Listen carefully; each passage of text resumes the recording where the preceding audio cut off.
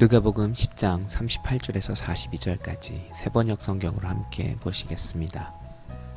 그들이 길을 가다가 예수께서 어떤 마을에 들어가셨다. 마르다라고 하는 여자가 예수를 자기 집으로 모셔드렸다. 이 여자에게 마리아라고 하는 동생이 있었는데 마리아는 주님의 발 곁에 앉아서 말씀을 듣고 있었다. 그러나 마르다는 여러 가지 접대하는 일로 분주하였다. 그래서 마르다가 예수께 와서 말하였다. 주님, 내 동생이 나 혼자 일하게 두는 것을 아무렇지 않게 생각하십니까?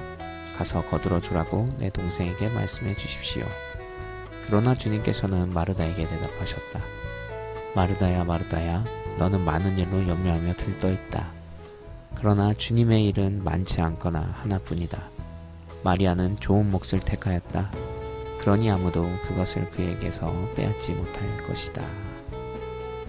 사람을 기쁘게 하는 방법은 그 사람의 필요한 것을 주는 것입니다. 졸리고 피곤해하는 사람에게 커피를 준다면 그 사람은 기뻐할 것입니다. 더워서 힘들어하는 사람에게 시원한 음료수를 준다면 그 사람은 기뻐할 것입니다. 배가 고파서 힘들어하는 사람에게 빵을 준다면 그 사람은 기뻐할 것입니다. 이처럼 누군가를 기쁘게 하는 방법은 그 사람의 필요를 채워주고 그 사람이 원하는 것을 주거나 행동할 때입니다. 그런데 놀랍게 하나님 역시 하나님의 필요를 채워드릴 때 하나님은 기뻐하십니다. 세상 만물을 만드신 하나님에게 필요가 과연 있을까요? 이런 의문이 들 수 있겠지만 오늘 이 세상이 존재하는 이유가 하나님의 필요에 의해서입니다. 하나님이 필요하시는 것은 두 가지입니다. 바로 예배와 관계입니다. 예배는 기독교뿐만 아니라 모든 종교의 신이 가지는 속성입니다. 신이라면 당연히 추앙을 받아야 합니다. 그러나 하나님은 예배뿐만 아니라 관계를 맺기 원하시는 사랑의 하나님이시라는 것을 다른 종교로는 설명할 수 없는 하나님만의 독특한 성품입니다. 전능자의 하나님만을 생각하면 우리는 두려움이 더 커집니다. 그렇게 된다면 크툴루 신화나 그리스 로마, 북유럽의 신들과 하나님은 전혀 다를 바가 없습니다. 다른 신과 다르게 하나님이 가지신 독특한 속성은 사랑입니다. 즉 사람과 인간적인 관계를 맺길 원하시는 하나님입니다. 오히려 예배보다도 관계를 우선하시는 하나님을 성경에서 우리는 찾을 수 있습니다. 오늘 본문 말씀에서도 그 부분이 드러나게 됩니다. 예전에 저는 이 본문이 마음에 들지 않았습니다. 마리아를 이해할 수 없었습니다. 그리고 예수님도 이해가 되지 않았습니다. 예전에 저에게는 마리아는 깍쟁이 동생으로만 생각되었습니다. 힘들게 일하는 언니를 두고 혼자 예수님을 독차지하는 동생의 모습이 그저 얄밉게만 보였습니다. 그런데 오히려 마르다를 나무라시고 마리아를 칭찬하시는 예수님은 제가 기대한 예수님이 아니었습니다. 그러나 이제는 이 본문이 정확하게 이해가 되며 마르다 편이었던 제가 이제는 마르다가 되지 않으려고 노력을 합니다. 본문을 자세히 살펴보면서 그 상황을 좀 더 느껴보겠습니다. 10장 38절입니다. 그들이 길을 가다가 예수께서 어떤 마을에 들어가셨다. 마르다라고 하는 여자가 예수를 자기 집으로 모셔드렸다. 마르다라는 여자가 예수님을 따로 자신의 집으로 모셨다는 것을 알게 됩니다. 예수님을 자신의 집에 모실 수 있다는 것은 어떤 의미였을까요? 누가복음을 보면 예수님은 그때 이미 유대의 슈퍼스타셨습니다. 그 증거가 누가복음 앞장에 나옵니다. 예수께서 그들과 함께 산에 내려오셔서 평지에 서셨다. 거기에 그의 제자들이 큰 무리를 이루고 또 온 유대와 예루살렘과 두로 및 시돈 해안 지방에서 모여든 많은 백성이 큰 무리를 이루었다. 누가복음 6장 17절의 말씀입니다. 뿐만 아니라 예수님의 집회는 거의 10,000여 명 이상의 사람들이 모여있습니다.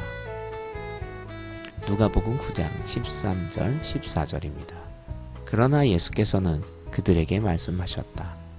너희가 그들에게 먹을 것을 주어라. 그들이 말하였다. 우리에게는 빵 5개와 물고기 2마리밖에 없습니다. 우리가 나가서 이 모든 사람이 다 먹을 수 있을 만큼 먹을 것을 사지 않으면 안 되겠습니다. 거기에는 남자만도 약 5천 명이 있었다.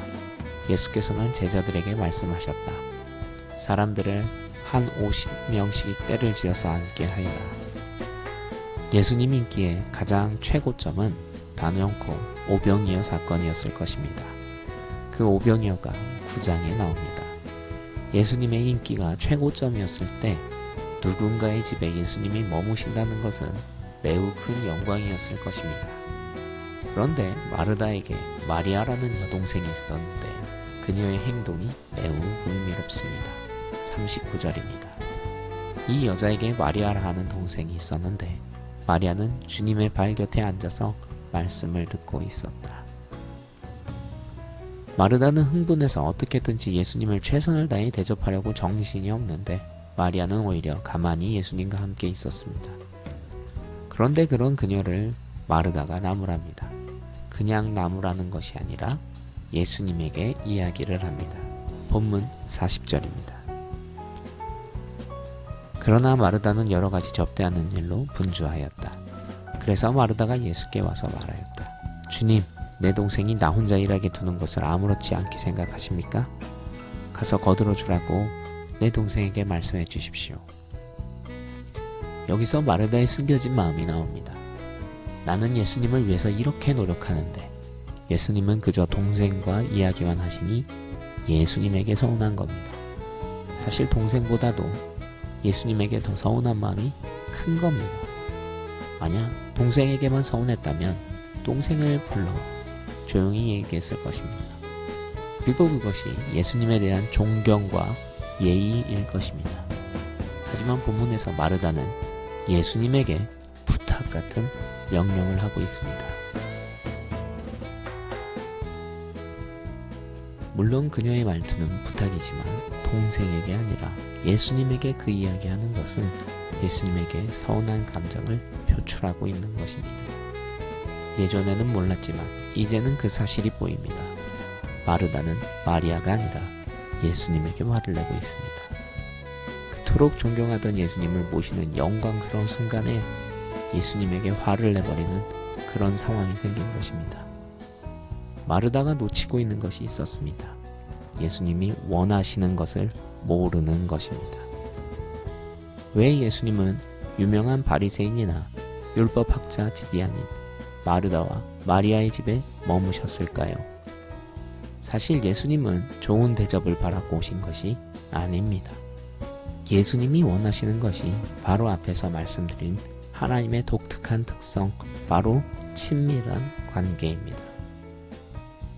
예수님은 수많은 인기 속에 지쳐 있으셨습니다. 바리새인들과 율법학자들의 말만 번지르르한 궤변의 논쟁보다 친밀한 사람들과의 즐거운 대화를 원하고 계신 겁니다. 그 증거가 이 본문 바로 앞에 있었던 율법학자가 예수님을 시험하는 사건입니다. 예수님은 지금 대접보다 친밀한 대화를 원하셨습니다. 그런데 마리아는 그것을 알고 예수님을 대접하기보다 예수님과 친밀한 대화를 이어나가는 것입니다. 오늘날의 많은 크리스천들이 놓치는 부분이 있습니다. 하나님과의 친밀한 대화보다 하나님 대접에 몰두하는 경우입니다.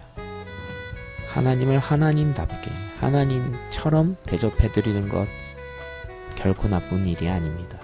그러나 그 대접에만 몰두할 때 정작 하나님이 원하시는 것을 놓칠 수 있습니다.